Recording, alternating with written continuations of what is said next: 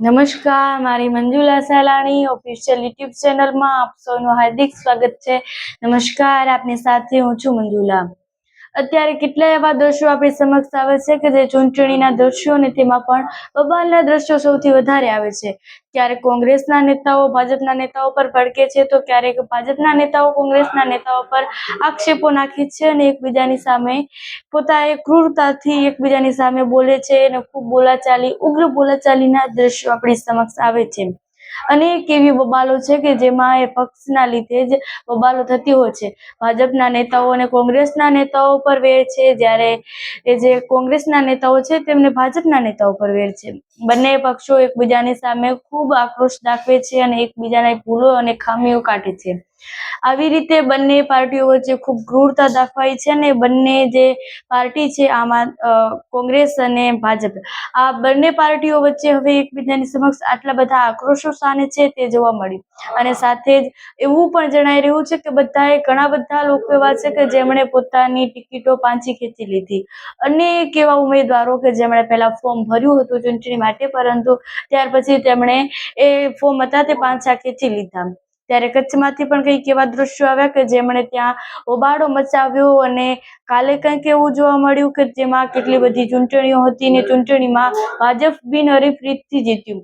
તેમાં બધે જ બિનહરીફ જોવા મળ્યું ને ભાજપના અનેક એવા પક્ષ હતા કે જ્યાં ભાજપ માટે કોઈ સામે લડવા વાળું જ નહોતું। ત્યાં માત્ર ભાજપની જ સીટ હતી અને ત્યાં માત્ર ભાજપ જ જીત્યું, એટલે કે બિનહરીફ હતું। આ વાતને લઈ અને કચ્છમાં પણ ખૂબ હોબાળો મચ્યો અને ત્યાંના દ્રશ્યો તમે જુઓ તો તમને એક ક્ષણ માટે આનું કંઈક દ્રશ્ય અચંબા જેવું લાગે, કારણ કે ત્યાં બધા લોકો ખૂબ હોબાળો મચાવી રહ્યા હતા અને સાથે જ એવા દ્રશ્યો કે જ્યાં તમને વિચાર થાય કે શું આટલા બધા મોટા આક્રોશો માત્ર પાર્ટીઓ માટે થતા હશે? એ માત્ર કચ્છ પૂરતી જ વાત નથી, અનેક એવા દ્રશ્યો છે, કચ્છ નહીં, કચ્છ સિવાય અન્ય એટલા રાજ્યો છે કે જ્યાં બધે જ એવું થાય છે કે ત્યાં ખૂબ હોબાળો મચે છે।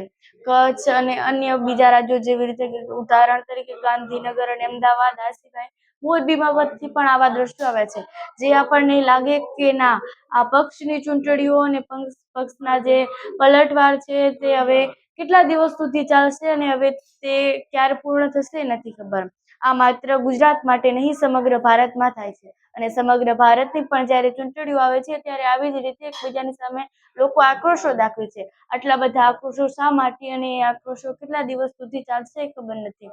માત્ર પાર્ટીઓ માટે થઈ અને લોકોએ કેટલી બધી ડીલ કરી। જ્યારે લોકો પોતાનું ફોર્મ પાછું ખેંચી રહ્યા હતા ત્યારે 5 લાખથી લઈ અને 50 લાખ રૂપિયા સુધીની એ તમને શરત આપવામાં આવી હતી, તેમને રૂપિયા આપવાની પણ વાત થઈ હતી। એવા કોલ રેકોર્ડિંગ્સ અને અન્ય વિડીયો પણ આપણી સમક્ષ આવ્યા છે કે જેમાં લોકોને રૂપિયા અપાઈ રહ્યા હતા છતાં પણ તેઓ પોતાના ફોર્મ પાછા ખેંચી લીધા અને એવું જ કહ્યું કે મારે ચૂંટણી લડવી જ નથી, પરંતુ આટલા બધા ફોર્મ પાછા કેમ ખેંચાયા તેનો એક પ્રશ્ન છે।